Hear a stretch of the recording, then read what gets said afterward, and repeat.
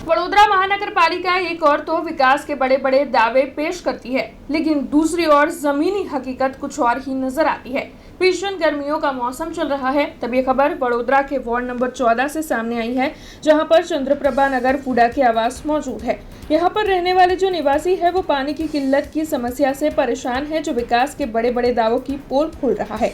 दरअसल यहाँ पर काफी वक्त से पानी की किल्लत की समस्या है, जिसकी वजह से लोगों को बाहर से पानी मंगवाना पड़ता है। अब इन लोगों की आमदनी वैसे ही कम है, ऐसे में इन लोगों को पानी के लिए भी पैसे देने पड़ते हैं, और वो भी रोजमर्रा की जिंदगी में देने पड़ते हैं, जो इनके लिए काफी दिक्कतों भरा हो रहा है।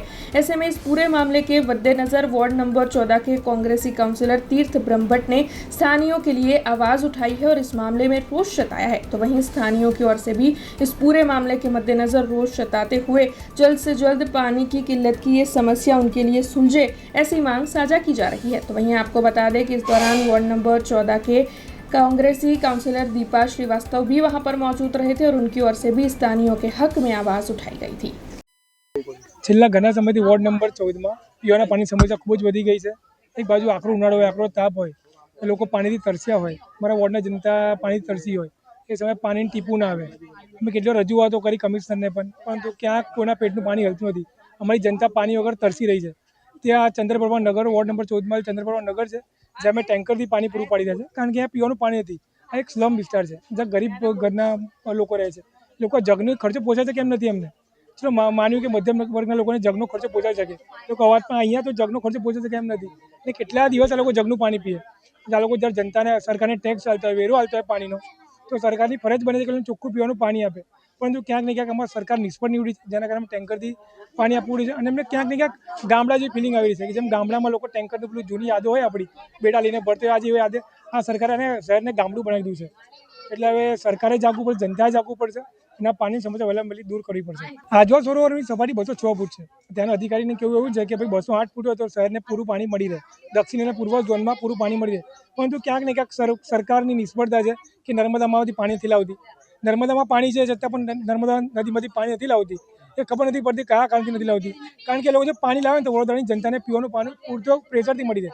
પરંતુ ક્યાંક ને ક્યાંક સરકારની નિષ્ફળતા છે કે હજુ 206 ફૂટ સપાટી છે, સપાટી 208 ફૂટ હોવી જોઈએ, અને માનો તો 210 ફૂટ પણ કરી શકાય છે, જેના કારણે જનતાને બે ટાઈમ પીવાનું ચોખ્ખું પાણી મળી રહે। પરંતુ ક્યાંક ને ક્યાંક સરકાર જનતાને પીવાનું પાણી આપવા નથી માગતી, ક્યાંક ને ક્યાંક કોઈ દ્વેષભાવ રાખવામાં આવ્યો છે, અમને લાગી રહ્યું છે। છેલ્લા 15 દિવસથી ચંદ્રપ્રભા, જે વુડાના મકાનના નામે ઓળખાય છે, આ જગ્યા પર પાણી નથી। પાણી આવે છે તો ફક્ત 5 મિનિટ આવે છે, ને અહીંયાના સ્થાનિકનો ખૂબ જ રોષ છે કે અહીંયા ટેન્કર પહોંચતું કરાવો, કારણ કે અમને ઘરમાં પીવા માટે, બનાવવા માટે કે નાહવા ધોવા માટે પાણી નથી। તો છેલ્લા કેટલાક દિવસથી હું દરેક બ્લોકમાં હું અને તીર્થ બ્રહ્મભટ્ટ અહીંયા ટેન્કર પહોંચતા કરાઈ રહ્યા છે, અને સાથે સાથે જે અધિકારી છે એમની ટીમને મળીને પણ આજથી 5 દિવસ પહેલાં ખોદકામ કરાવીને જોયું હતું કે પાણી રોકાયેલું કેમ છે, તો એનું સમાધાન આવ્યું નથી। એટલે આજે અમને તીર્થ બ્રહ્મભટ્ટ અને દીપા શ્રીવાસ્તવને બંનેને ટેન્કર ઘરે ઘરે પહોંચતા કરવાની અમે આજે માંગ કરી જ લીધી છે કે કરવાનું જ છે, અને અમે નીકળ્યા છે। દૂર થશે, કારણ કે આના પહેલાં અમે આજવા પણ 2 દિવસ અગાઉ જઈને આવ્યા છે। પાણીનો લેવલ બહુ જ ઓછો છે, એના સંજોગોમાં આપણા આખા વડોદરામાં કઈક જગ્યાએ પૂરતું પાણી નથી મળી રહ્યું, કાં તો પછી 10 મિનિટનો કાપ મૂકે છે, કાં તો ફક્ત 15 મિનિટ માટે પાણી આવે છે, એ પણ બહુ જ લો પ્રેશરથી પાણી હોય છે। તો પ્રાર્થના હું ઈશ્વરને એટલી જ કરીશ કે ભલે વહેલી તકે વરસાદ લાવો, ઘેર ઘેર આપણું વડોદરા તરસ્યું છે, પાણી પહોંચવાડું એ સૌ પ્રથમ તો અમારી એક પ્રાથમિકતા છે, અને એ જ સંજોગોમાં હું આજે ટેન્કર ચલાવીને ઘેર ઘેર પાણી પહોંચતું કરી રહી છું। हमसे जुड़े रहने के लिए हमारे YouTube चैनल को सब्सक्राइब करें और नई वीडियो की नोटिफिकेशन के लिए बेल आइकॉन को दबाएं।